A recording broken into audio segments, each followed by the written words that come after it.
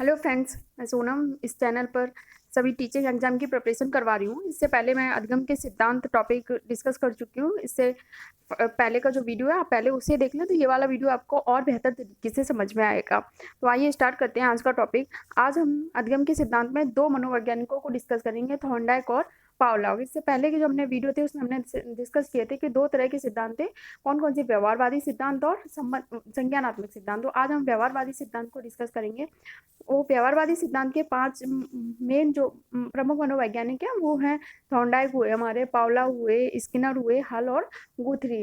तो आइए आज हम थॉर्नडाइक और पावलोव को डिस्कस करते हैं कि इन्होंने क्या एक्सपेरिमेंट किए थे, क्या अपनी थ्योरी दी थी। थॉर्नडाइक का जो हमारा सिद्धांत था, थॉर्नडाइक का संबंधबंध सिद्धांत, इसको बोलते हैं थॉर्नडाइक थ्योरी ऑफ कनेक्शनिज्म। तो जो थॉर्नडाइक जी थे इन्होंने कहा था कि स्टिमुलस और रिस्पॉन्स, उद्दीपक और अनुक्रिया के बीच में जो संबंध बनता है उससे सीखा जाता है। ठीक, सबसे पहले आप लोग जान लो स्टिमुलस क्या होता है और रिस्पॉन्स क्या होता है। स्टिमुलस होता है जैसे अगर कोई वस्तु है जो किसी भी कार्य को करने के लिए आपको प्रेरित करती है, या वो जरूरी नहीं वस्तु हो, एक कंडीशन भी हो सकती है, एक पर्टिकुलर इन्वायरमेंट होता है जो ये आपको उत्प्रेरित करता है, किसके लिए, कोई काम करने के लिए, कोई अनुक्रिया को करने के लिए उत्प्रेरित करता है, उसको हम बोलते हैं स्टिमुलस। स्टिमुलस जैसे भोजन है, और उस स्टिमुलस के जो जिसने आपको प्रोत्साहित किया या उत्प्रेरित किया, उसके रिस्पॉन्स पे आपने जो रिस्पॉन्स किया, जो आपने अनुक्रिया की, जो आपने उसका रिस्पॉन्स किया, वो होता है अनुक्रिया। जैसे भोजन है, ठीक, वो हो गया आपका स्टिमुलस, उद्दीपक, और जो आपने उसके लिए रिस्पॉन्स किया, भोजन को क्या आपने खाया, तो भोजन को खाना क्या हो गया, अनुक्रिया। पानी है, वो हो गया आपका स्टिमुलस, उद्दीपक, और पानी को पीना क्या हो गया, आपने पानी को पिया, वो क्या हो गया आपका रिस्पॉन्स। तो आपने जो उसको रिस्पॉन्स किया, तो ये होता है रिस्पॉन्स और स्टिमुलस। तो स्टिमुलस और रिस्पॉन्स के बीच में हम रिलेशन को समझेंगे कि हम उससे कैसे सीखते हैं। थॉर्नडाइक जी थे, ये इन्होंने अपना एक पीएचडी में रिसर्च लिखा किया था, उसका टाइटल था एनिमल इंटेलिजेंस। ये मेनली जो थे उनको कहा जाता है, ये अमेरिकी वैज्ञानिक थे। कई बार ये क्वेश्चन भी पूछ लिया जाता है, थॉर्नडाइक अमेरिकी थे, पावलोव रूसी मनोवैज्ञानिक। कुछ एग्जाम में पूछ लिया जाता है, सीटेट वगैरह में तो नहीं पूछा जाता। ये थॉर्नडाइक जी थे, इन्होंने क्या पशुओं पर प्रयोग किया था। इन्होंने कहा था कि जब भी कोई उद्दीपक, जब भी कोई स्टिमुलस किसी प्राणी के सामने प्रेजेंट होता है तो वो उसके प्रति कुछ ना कुछ रिस्पॉन्स करता है। जैसे उसके सामने स्टिमुलस आया किसी के सामने, तो वो उसका क्या करेगा, कुछ ना कुछ उसका रिस्पॉन्स करेगा। और अगर उसने जो रिस्पॉन्स किया वो उसे सेटिस्फैक्ट्री लगा, उसे संतोषजनक लगा, तो उसका वो दीपक से, उस स्टिमुलस के साथ एक बॉन्ड बन जाता है। और अगर उसको ने उस स्टिमुलस से जो रिस्पॉन्स किया उसको अनसेटिस्फैक्ट्री लगा, मतलब उससे वो सेटिस्फाई नहीं हुआ, तो वो जो बॉन्ड बनता है वो वीक होता है, कमजोर होता है, और धीरे धीरे खत्म हो जाता है, टूट जाता है, तो वो स्ट्रॉन्ग बॉन्ड नहीं बन पाता है। और अगर उसकी किसी स्टिमुलस से किसी ने रिस्पॉन्स किया और वो उसका में बेहतर रिजल्ट मिले, अच्छे रिजल्ट मिले, तो स्टिमुलस और रिस्पॉन्स के बीच में क्या होता है, एक स्ट्रॉन्ग बॉन्ड बन जाता है। ये इन्होंने किस तरह से कहा था, देखो, उद्दीपक अनुक्रिया सिद्धांत, इनके सिद्धांत को मैं एसआर सिद्धांत बोलते हैं या उद्दीपक अनुक्रिया सिद्धांत बोलते हैं। इसके और भी नाम है, आगे भी डिस्कस करेंगे। अधिगम की प्रक्रिया के दौरान उद्दीपक तथा अनुक्रिया के बीच बंधन अथवा संबंध बनते हैं, जिन्हें हम उद्दीपक अनुक्रिया बंधन कहते हैं। हमने क्या, जब आप सीखते हो, सीखने की प्रक्रिया के दौरान होता क्या है, क्या स्टिमुलस और रिस्पॉन्स के बीच में कुछ रिलेशन बन जाते हैं। उद्दीपक जो आपको स्टिमुलेट कर रहा है, उद्दीपक कर रहा है, प्रेरित कर रहा है, किसके लिए, कुछ अनुक्रिया करने के लिए, यानी कुछ रिस्पॉन्स करने के लिए, जिससे आप रिस्पॉन्स करोगे। तो जब आप सीखोगे तो क्या स्टिमुलस और रिस्पॉन्स के बीच में एक रिलेशन बन जाएगा। अभी आप थॉर्नडाइक का एक्सपेरिमेंट पढ़ोगे कि इन्होंने एक बिल्ली के ऊपर जो एक्सपेरिमेंट किया, तो उससे आप और क्लियर समझ पाओगे कि एक्चुअली में कैसे बॉन्ड बनता है। परिणामों की संतुष्टि से ये बंधन मजबूत होते हैं, और परिणामों के संतोषजनक न होने पर क्या, ये बंधन कमजोर हो जाते हैं। उद्दीपक और अनुक्रिया बंधनों का बनना ही सीखना है। अगर जो स्टिमुलस और रिस्पॉन्स के बीच में जो बॉन्ड बनता है ना, उसी वही सीखना है एक्चुअल में। इनके सिद्धांत के जो अन्य नाम है वो आप इम्पॉर्टेंट है, वो कई बार मोस्टली यही पूछ लिया जाता है कि इस सिद्धांत का ये कौन सा सिद्धांत है। ठीक, संबंधवाद या बंध का सिद्धांत, इनके सिद्धांत को संबंधवाद या बंध का सिद्धांत भी बोलते हैं, आवृत्ति का सिद्धांत भी बोलते हैं, प्रयत्न एवं भूल का सिद्धांत बोलते हैं। ये क्वेश्चन बहुत बार पूछा गया है, प्रयत्न एवं भूल का और प्रयास एवं त्रुटि का। यूपीट्यू में, सॉरी यूपी टेट में तो 3-4 बार पूछा जा चुका है।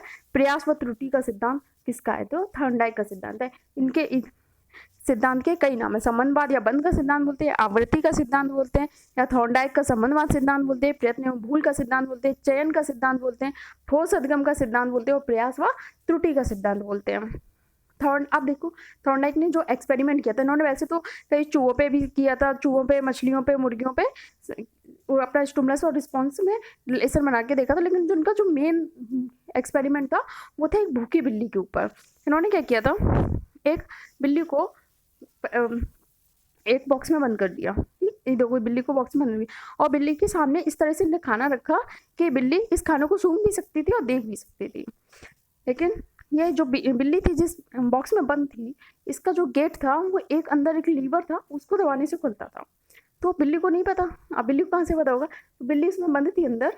अब बिल्ली क्या करती है, बिल्ली अपने हाथ निकाल के बाहर या किसी भी तरह से वो खाने को पाने की कोशिश करती है, लेकिन वो कोशिश सफल नहीं होती। फिर बिल्ली क्या करती है, सलाखों के बीच से निकलने की कोशिश करती है, वो वहाँ से नहीं निकल पाती, असफल हो जाती है, वो कोशिश भी उसकी असफल होती है। उसके बाद क्या करती है, अचानक बिल्ली बहुत प्रयत्न करती है, कभी सलाखों को दबाती है, काटती है, कुछ एक प्रयत्न में गलती से क्या उसे उसके कई प्रयत्नों में उससे एक बार क्या होता है, वो जो लीवर होता है वो दब जाता है। बहुत कोशिश करने के बाद, कई प्रयास के बाद उससे वो लीवर दब जाता है। जब वो लीवर दब जाता है तो क्या गेट खुल जाता है, वो देखती है, जैसे ही गेट खुलता है वो बाहर आके अपना खाना ले लेती है। अब थॉर्नडाइक जी ने क्या किया कि उन्होंने बिल्ली को फिर से बंद कर दिया, उन्होंने देखा और खाना फिर से वहीं रख दिया। अब बिल्ली को ज़्यादा मेहनत नहीं करनी पड़ी, पिछली बार जितने उसने प्रयास किए थे उससे बहुत कम प्रयास में उसने लीवर को दबा लिया और खाना रिसीव कर लिया, अपना खाना ले लिया और खा लिया। उसके बाद फिर थॉर्नडाइक ने फिर से बिल्ली को बंद कर दिया, तो देखा कि बिल्ली अब की बार उससे भी बहुत कम प्रयास में उस बिल्ली ने खाना को रिसीव कर लिया। फिर से बंद किया तो वो देखा तब तो बिजली के लिए कि बहुत ईजिली हो गया, बहुत जल्दी वो लीवर को दबा लेती थी और गेट खुल जाता था और अपना खाना वो ले लेती थी। तो इससे क्या पता चला, इससे पता चला कि अब जो बिल्ली का लीवर दबाने से बिल्ली का जो रिस्पॉन्स है खाना को देख के, अब उसे समझ में आ गया, तो तुरंत वो लीवर को दबा लेती है। इसका मतलब क्या है, अब एक बॉन्ड क्रिएट हो गया, एक बंधन बन गया है। ठीक, इसे मैंने एक डायग्राम से रिप्रेजेंट कर दिया है जिससे आप लोगों को और क्लियर समझ में आए। जैसे ये देखो, पिंजरे में पिंजरे में बंद भूखी बिल्ली और पिंजरे के बाहर भोजन है, ये क्या है, स्टिमुलस। ये बिल्ली को क्या उत्तेजित कर रहा है या प्रेरित कर रहा है, किसके लिए, खाने के लिए। खाना उसको दिख रहा है, यानी कि खाना होना चाहिए, खाना का होना जरूरी है, तभी बिल्ली के क्या होगी, खाना क्या स्टिमुलेटिंग का काम कर रहा है, उसको स्टिमुलेट कर रहा है, खाना का होना जरूरी है, तभी बिल्ली रिस्पॉन्स करेगी। तो अब बिल्ली ने क्या क्या रिस्पॉन्स किया, देखो बिल्ली ने पहले पिंजरे में उछल कूद मचाई कि किसी तरह से पिंजरा खुल जाए या मैं बाहर निकल जाऊं, तो पहले बिल्ली ने पिंजरे में उछल कूद मचाई। फिर बिल्ली का उसने सलाखों को हिलाना स्टार्ट किया, उससे निकलने की कोशिश की, सलाखों के बीच से निकलने की असफल कोशिश की, वो निकल नहीं पाई, उसने क्या असफल कोशिश की। फिर बिल्ली के द्वारा वो लीवर दब गया और बिल्ली उससे बाहर आ गई। अब उससे क्या, उसे एक बाहर आके खाना मिल गया, उसको एक सेटिस्फैक्ट्री रिजल्ट मिल गया, उसको संतोषप्रद रिजल्ट मिल गया। तो ये क्या हुआ, उसके बीच में खाना, स्टिमुलर और रिस्पॉन्स के बीच में बिल्ली ने जो लीवर दबाया, रिस्पॉन्स और स्टिमुलर क्या खाना, उसके बीच में क्या एक बॉन्ड बन गया। इसी को कहते हैं सीखना। ठीक, ये थॉर्नडाइक जी का एक्सपेरिमेंट था, इन्होंने जो बिल्ली के ऊपर किया था। अब इन्होंने इसके बेस पे 2 रिजल्ट दिए। इन्होंने कहा कि सीखने के लिए प्रेरणा का होना आवश्यक है, प्रेरणा होनी चाहिए। किस बिल्ली को कहाँ से प्रेरणा मिल रही थी, बिल्ली को खाना देख के प्रेरणा मिल रही थी, तो उन्होंने कहा था सीखने के लिए खाना कम होना जरूरी है, प्रेरणा का होना आवश्यक है, यानी कि बिल्ली भूखी होनी चाहिए। अगर भूखी नहीं लगी होगी तो वो खाना नहीं खाएगी, उसका पेट पहले से भरा है तो वो नहीं खाएगी, उसे जरूरत ही नहीं। तो बिल्ली को भूखा होना चाहिए, यानी कि सीखने के लिए प्रेरणा का होना बहुत जरूरी है। ठीक, दूसरा इन्होंने ये कहा था कि अब बिल्ली को भूख को संतुष्ट करने के लिए भोजन का भी होना, पहले तो भूख हो, भूख के बाद भोजन भी, तो अगर भोजन ही नहीं होगा तो बिल्ली नहीं कोशिश करेगी। तो क्या जो भोजन हो जो उसे पुनर्बलन का काम कर सके, जो उसे हिम्मत दे सके। तो ये थॉर्नडाइक जी ने क्या अपने रिजल्ट निकाले थे। अब इनका जो एक्सपेरिमेंट है ये किस किस में बच्चों के लिए कहाँ यूजफुल है, वो है बच्चों के लिए जो छोटे और मंद बुद्धि बालक होते हैं, उनके लिए सिद्धांत बहुत उपयोगी है। बालकों में परिश्रम के प्रति आशा का संचार करता है, बार बार आप कोशिश करो, रिजल्ट मिलेगा, सेटिस्फैक्ट्री संतोषजनक रिजल्ट मिलेगा। धैर्य तथा परिश्रम के गुणों का विकास होता है, बिल्ली के अंदर क्या धैर्य और परिश्रम करती रहती है, लीवर दबा फाइनली वो लीवर दबा लेती है। गलती से प्राप्त अनुभवों को अन्य परिस्थितियों में लाभ उठाने का प्रयास, उसने बिल्ली का लीवर जो बहुत कोशिश करने के बाद गलती से दब गया था, तो अब उसको अन्य परिस्थितियों में लाभ उठाया, उसने अन्य परिस्थितियों में क्या लाभ, अब नेक्स्ट टाइम वो जाती थी, वो जल्दी बहुत कम कोशिश के बाद वो लीवर दबा लेती थी, तो उसका क्या फ़ायदा उठाती। तो ये बच्चों के लिए इस तरह से इंपॉर्टेंट है। ये थे हमारे थॉर्नडाइक के एक्सपेरिमेंट। तो ये थॉर्नडाइक का जो मेन एक्सपेरिमेंट था वो किसके ऊपर था, भूखी बिल्ली के ऊपर था। इनका जो सिद्धांत है इसको बोलते हैं थॉर्नडाइक का संबंधवाद सिद्धांत या बंद सिद्धांत, प्रयत्न व भूल का सिद्धांत या प्रयास व त्रुटि का सिद्धांत, चयन का सिद्धांत, ठोस और दिगम का सिद्धांत, ये सब इनके सिद्धांत के नियम है, सॉरी नाम है। अब जो मेन दूसरे थे हमारे पावलोव जी। पावलोव जी, इनका पूरा नाम था इवान पी पावलोव। ये एक रूसी मनोवैज्ञानिक थे। इन्होंने शास्त्रीय अनुबंधन का सिद्धांत दिया था। इनके सिद्धांत के भी कई नाम थे, अनुबंधन का सिद्धांत, अनुकूलित अनुक्रिया सिद्धांत, अनुबंधित अनुक्रिया सिद्धांत, संबंध प्रतिक्रिया सिद्धांत, ये भी आगे और देंगे। तो इस सिद्धांत का जो प्रतिपादन था इन्होंने 1904 में किया था, 1904। इसमें इसके लिए इन्हें नोबेल प्राइज मिला था और इन्हें अनुबंधन का पिता कहा जाता है या अनुबंधन का जनक कहा जाता है। क्वेश्चन पूछा था अनुबंधन का जनक या अनुबंधन का पिता कौन है, इवान पी पावलोव। तो पावलोव के सिद्धांत के जो अन्य नाम थे वो ये थे शास्त्रीय अनुबंधन का सिद्धांत, ये सबसे ज़्यादा फेमस है। Pavlov theory of classical conditioning और शास्त्रीय अनुबंधन का सिद्धांत, सबसे ज़्यादा यही पूछा जाता है। शास्त्रीय अनुबंधन का सिद्धांत किसका है, तो किसका है, पावलोव का। परंपरा अनुबंधन का सिद्धांत, अनुबंधन का सिद्धांत, प्रतिवादी अनुबंधन का सिद्धांत, अनुकूलित अनुक्रिया और अनुबंधित अनुक्रिया का सिद्धांत। पावलोव ने कहा था कि हर किसी के अंदर, हर प्राणी के अंदर कुछ मतलब जन्मजात प्राकृतिक प्रवृत्तियां या प्रतिक्रियाएं या अनुक्रियाएं होती हैं। मतलब इंसान के अंदर कुछ ना कुछ नेचुरल रिस्पॉन्सेस होते हैं। ठीक, जैसे मान लो भूखे व्यक्ति, अगर कोई भूखा है उसके मुंह में अपने आप लार आ जाएगी, मतलब खाना देख के उसके सामने अगर खाना आ जाए तो उसके मुंह में लार आ जाती है। जैसे अचानक से कोई तेज शोर हो तो इंसान डर जाती है, ये सबके नेचुरल टेंडेंसी है। तो यही उन्होंने कहा था कि मनुष्य में दो तरह की क्रियाएं होती है, एक तो स्वाभाविक होती है और एक अस्वाभाविक होती है, एक अनकंडीशनल और एक कंडीशनल। जो स्वाभाविक होती है, जो नेचुरल होती है ना, वो जन्मजात होती है, और जो अस्वाभाविक होती है वो अर्जित और मनोवैज्ञानिक होती हैं। पावलोव ने जो अपना प्रयोग किया था उन्होंने एक कुत्ते के ऊपर किया था। उन्होंने एक कुत्ते की पैरोटिड ग्रंथि के ऊपर अपना प्रयोग किया था। ये क्वेश्चन भी पूछ लिया जाता है कई बार कि पावलोव ने किस पर प्रयोग किया था, तो पावलोव ने कुत्ते की पैरोटिड ग्रंथि पर प्रयोग किया था। अब पावलोव के सिद्धांत को डिस्कस करते हैं।